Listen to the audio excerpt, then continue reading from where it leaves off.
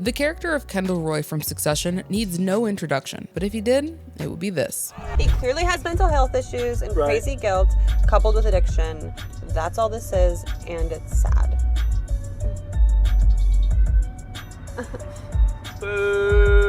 Poor Kendall is the heir apparent to the Waystar Royco media throne. He's a brilliant mix of tech bro, sad clown, and textbook daddy issues with a healthy dollop of I could fix him on top. And the actor who portrays him is just as interesting. Find out how 3 posters, Andre Agassi, blood sacrifices, and losing out his first choice Succession role led to Jeremy Strong's 2 Emmy nominations. Plus, we'll tell you what really went on behind the scenes of that epically cringeworthy rap. Before we get into it, make sure to like this video and subscribe to our channel for more behind the scenes coverage of your favorite actors. We love your feedback. We here for you. ATN, we're here for you, and here spelled H-E-A-R. We're here for you? That's just gibberish. We here for you. Okay, we here for you. So that might be like, we here for you, man, because you don't need to hear we here. Yeah, we and also, we here for you. Succession spoilers ahead. We first talked about Succession in our Brian Cox video. It's a TV show about the members of a young media dynasty vying for a spot at the top. Succession was created by former Veep writer Jesse Armstrong and Adam McKay. It's a pitch black comedy, unless you ask Jeremy Strong. In a now infamous New Yorker profile, this very Succession-style exchange happened between the actor and the interviewer. When I told Strong that I too thought of the show as a dark comedy, he looked at me with incomprehension and asked, "In the sense that, like Chekhov is comedy?" "No," I said, "in the sense that it's funny." The profile goes on to quote McKay, who says that's exactly why we cast Jeremy, because he's not playing it like a comedy. He's playing it like he's Hamlet. But before we talk about Shakespeare, we have to talk about Dustin Hoffman, Al Pacino, and Daniel Day-Lewis. Those were the 3 posters young Jeremy Strong had in his childhood bedroom, and in a way, those 3 sheets of paper and the men on them have defined his entire career. From the age of 5, Strong knew he wanted to be an actor. He and his family even briefly relocated to the Oakwood Apartments in Los Angeles, a notorious hotspot for aspiring child stars. I've been doing plays since I was 5, and acting was the only thing I ever really was interested in. After a run with a seedy manager, Strong left Hollywood with no credits to his name. But he didn't let that dim his big screen dreams. Instead, he put up the posters and vowed he was going to meet those famous method actors one way or another. By writing earnest letters about his love of film, Strong managed to get crew positions on movies, shooting in his hometown all through high school and college. He even got to see one of his idols up close. You worked with, what's that actor's name? Oh, Daniel Day-Lewis, yes. That's right, Strong got a gig working as Daniel Day-Lewis's assistant on the film The Ballad of Jack and Rose. You should never have let the world in. I wish it could be just us like it was before. Hey, it's Paul Dano. That guy's in everything. During filming, Daniel Day-Lewis stuck to a super restrictive vegan diet so he could mimic his character wasting away from cancer. Strong was fascinated by this choice, but also went out of his way to make sure DDL's trailer fridge was overstocked with appropriate snacks so he wouldn't actually starve. They say you should never meet your heroes, but in Strong's case, it turned out to have a positive impact. Certainly, by osmosis, there were some things that I learned. If anything, I would say his sort of utter commitment and willingness to kind of walk the plank and make a fool of himself if that was what was needed. In a once-in-a-lifetime full-circle moment, Strong would go on to share the screen with Daniel Day-Lewis in Lincoln. For a while, Strong was doing small parts in movies. He has a lot of stories of almost getting huge roles or big breaks, but fate kept intervening. A lot of these films and a lot of this work, I felt like I had built this like Bugatti engine and I was only ever allowed to go 20 miles an hour. But that engine got fully revved when he set his sights on a role in Succession and immediately got shut down. And I read it and I really was drawn to Roman because it's a flashy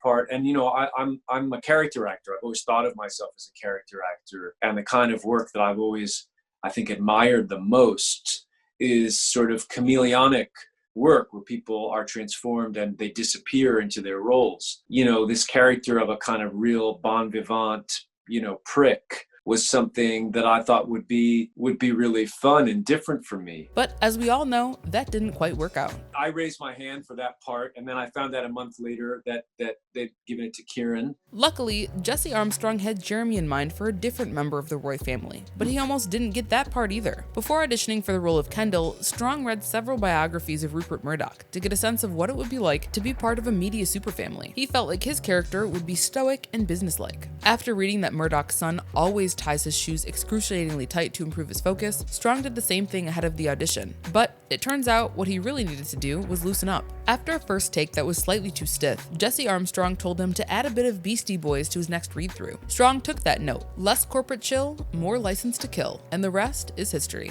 Brownstones, water towers, trees, skyscrapers, prize fighters, and Wall Street traders. But the impact of that audition stayed with Strong, and he made a playlist of pump-up music that he listens to get into character. It includes tracks from Jay-Z, Wu-Tang Clan, and of course, the Beastie Boys. It's funny, the way rap kind of makes you feel is sort of the way Kendall, I think, feels inside. That expansiveness and that power, and it allows you, like acting, to sort of put on a mask that frees you from your social self. Jesse Armstrong also gives Strong a list of required reading and watching between seasons to inform his performance. This list has included things like King Lear, Crime and Punishment, corporate tell-alls like Disney War, and even a biography of tennis great Andre Agassi. I thought of, this was even before I started doing research on you, out of the business world, that great Agassi book, and them having that relation. Sorry to interrupt, but we wish someone looked at us the way Jeremy Strong looks at an interviewer bringing up a book he's read. And it's fascinating because, Agassi's father, as you know, he built this ball machine called the Dragon that was in his backyard in Las Vegas, and he made him hit 1 million balls a year. Part of the power in Strong's portrayal of Kendall is his relentless attention to detail. He's asked for script revisions on everything from Kendall's diet to his wardrobe, which he periodically wears off set to fully immerse himself in the character. I can't feel like I'm making a television show or I'm making a movie. I need to feel like these things are happening. I guess it does kind of take over your life, I think. I don't know how to do it otherwise. Speaking of clothes, Strong even designed his jersey for his iconic rap scene. L to the OG, dude be the OG. That scene launched 1,000 Halloween costumes, but if it had been up to Strong, it may have never happened. I went up to Jesse after the table read and sort of vehemently advocated cutting the whole thing. In short, he was worried that rapping at his father's birthday party wouldn't be realistic. Then he saw this.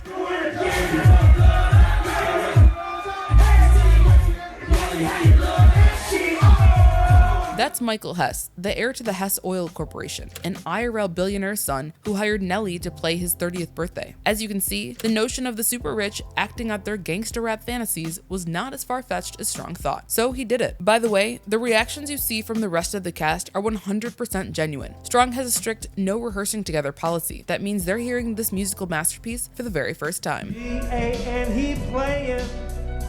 No, Jesus, no. Ken W.A. A keen eye can see Brian Cox almost break character and crack a smile here. Dude be the OG. That's a huge feat, considering this was a late-night shoot that Cox wanted to opt out of. In true Kendall fashion, Strong begged him to stay and watch so he could deliver the ultimate daddy's boy performance. L to the motherfucking OG. That's not a mic drop on the family dynamics between Strong and the rest of the cast, though. He often chooses to isolate himself from his on-screen siblings before shooting because his character is the black sheep of their group. It's a tunnel vision focus, and I personally find the kind of camaraderie and casualness of a set to be inimical to what I have to do. If you're not a walking dictionary like Jeremy Strong seems to be, inimical means not helpful. Don't worry, we had to look it up too.